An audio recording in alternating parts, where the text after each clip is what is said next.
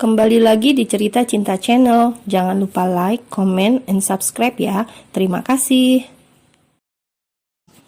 Matahari terbit dari timur. Cahaya keemasannya memasuki celah-celah jendela kamar milik sepasang kekasih yang sedang berpelukan.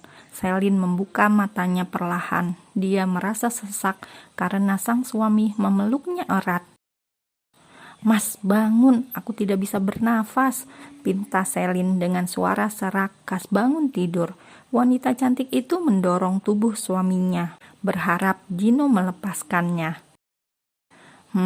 Gino bergumam pelan. Dia melonggarkan pelukannya, namun tak ada tanda-tanda dia melepaskan pelukan tersebut. "Mas, bangun, ini udah pagi loh," ucap Selin berusaha membangunkan sang suami.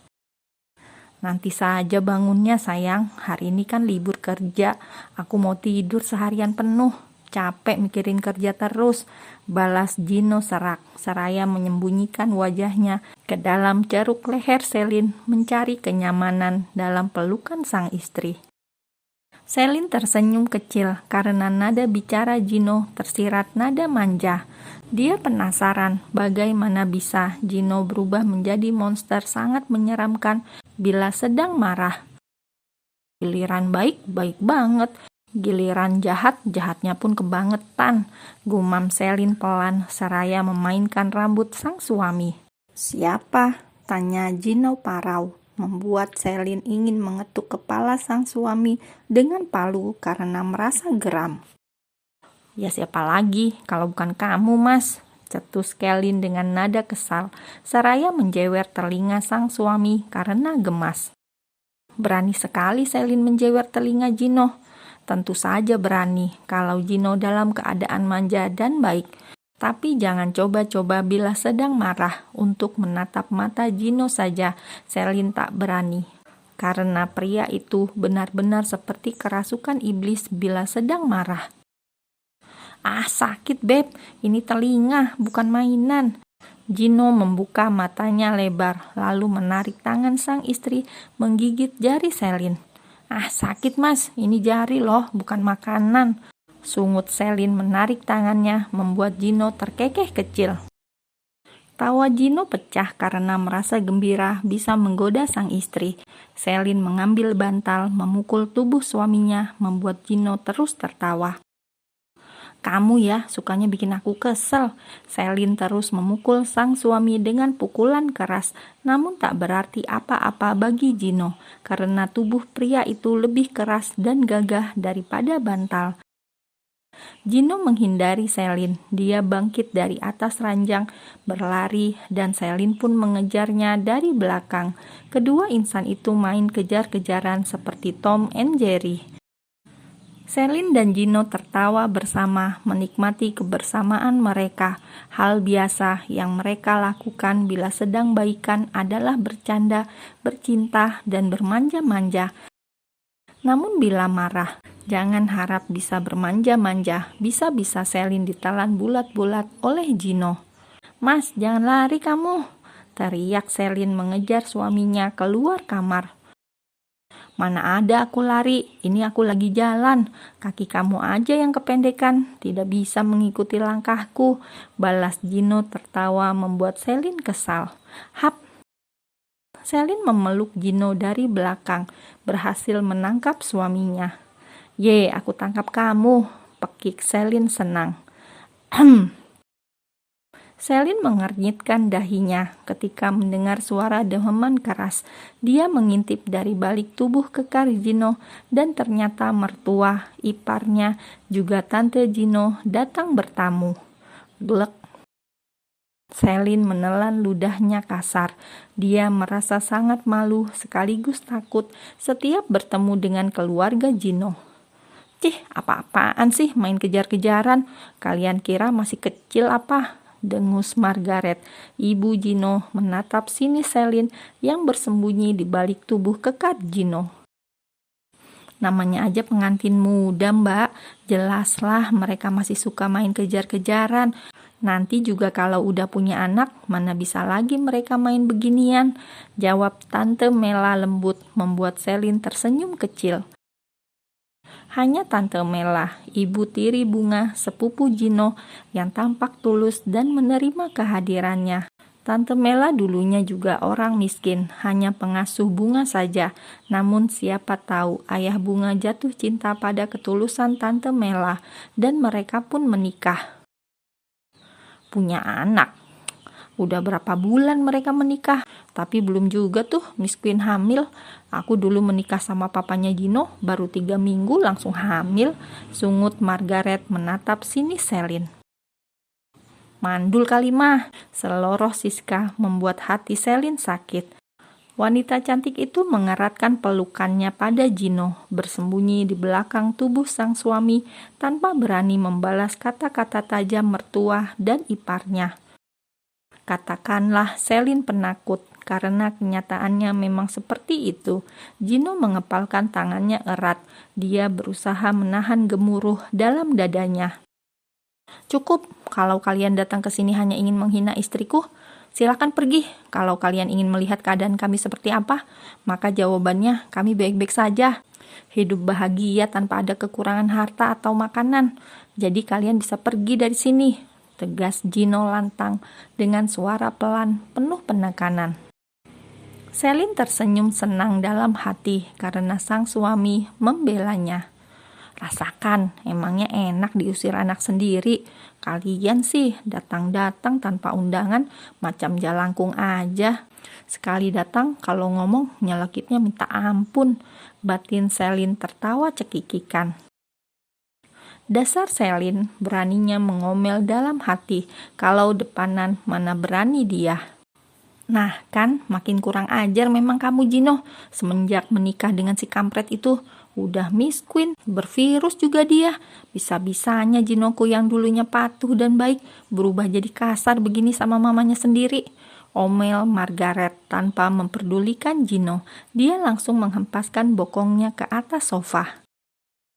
Selin mengepalkan tangannya erat. Dia mencubit pinggang suaminya seolah mengadu pada Gino. Pria tampan itu berusaha menahan senyumnya antara kesal dan senang. Kesal karena Selin benar-benar penakut. Mungkin kalau dia berada di posisi Selin, sudah ia jambak rambut ibunya. Senang karena Selin amatlah bergantung padanya. Dia merasa berguna menjadi seorang suami.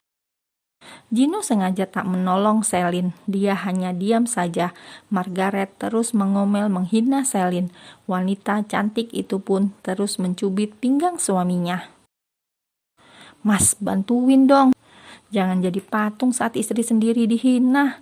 Gumam Selin pelan merajuk, membuat Gino menarik tangan Selin, membawa wanita itu berdiri di sampingnya, lalu berbisik pelan.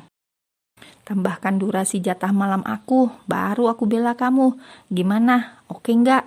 Bisik Gino pelan, membuat Selin membelalakan matanya. Menantu miskin, sana buatin minum untuk kami semua. Jangan jadi patung aja. Bisanya diam sambil sembunyi di belakang tubuh suami. Sentak Margaret dengan nada sarkas, membuat wajah Selin merah padam. Wanita cantik itu tak berani menjawab perkataan Margaret. Baik, Ma, jawab Selin pelan, lalu berlari menuju ke dapur. Wanita cantik itu menggerutu kesal. Dia teringat sang suami yang meminta tambah durasi pada jatah malam bila ingin dibantu agar tidak dihina oleh mertuanya. Dasar suami jahat, tidak pernah ikhlas bantuin istri. Dikit-dikit minta imbalan, pengen kujitak kepalanya. Awas aja nanti, kupatahkan batang adiknya. Gerutu Selin kesal. Gino menghempaskan bokongnya di atas sofa. Dia melihat orang tua, tante, dan adiknya. Merasa heran mengapa 4 orang itu datang bertamu ke rumahnya.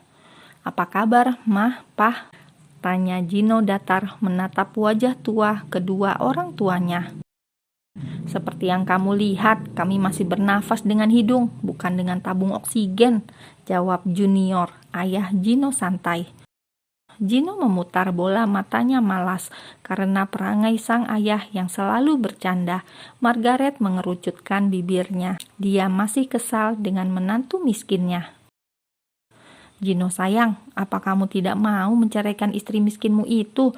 Biar mama carikan pasangan yang lebih cantik dan sepadan dengan keluarga kita. Tawar Margaret membuat Gino menghela nafas berat. Sangat susah baginya untuk berbicara sopan bila sedang marah, walau itu dengan orang tuanya sendiri. Celine adalah wanita paling cantik yang pernah aku temui, sama seperti Melissa. Kalau masalah harta, aku sendiri sudah kaya, jadi untuk apa aku harus mencari istri kaya? Lagi pula yang memberi nafkah adalah aku, bukan istriku. Jawab Gino datar, berusaha menahan rasa kesalnya karena sang ibu sedari tadi menghina istrinya. Margaret memutar bola matanya malas, sangat susah menggoyahkan pendirian sang anak. Dia ingin yang terbaik untuk anaknya dengan cara mencarikan jodoh yang lebih pantas bersanding dengan Gino. Tapi kamu malah dicecar banyak orang, sayang. Asal kamu tahu, teman-teman sosialita mama semuanya sudah tahu kalau Celine itu berasal dari kasta bawah. Rasanya hampir pecah gendang telinga mama saat mereka bergosip tentang kamu dan Celine. Omel Margaret panjang lebar membuat Gino menggaruk jidatnya yang tak gatal. Kalau mama merasa terganggu dengan gosip murahan teman-teman mama itu, lain kali pakai headset mah saat berkumpul dengan mereka, atau lebih baik tidak usah berkumpul, agar gendang telinga mama aman-aman aja. Gino memberikan solusi yang bagus untuk ibunya, membuat hati Margaret panas. Wanita tua itu mengibaskan rambutnya ke belakang. Dia mengipasi tubuhnya sendiri dengan tangan karena merasa gerah. Kakak ini gimana sih? Mama itu cuma mau yang terbaik untuk kakak. Lagian bukan mama aja yang malu, aku juga. Banyak dari mereka mengejekku karena punya kakak ipar gembel alias miskin.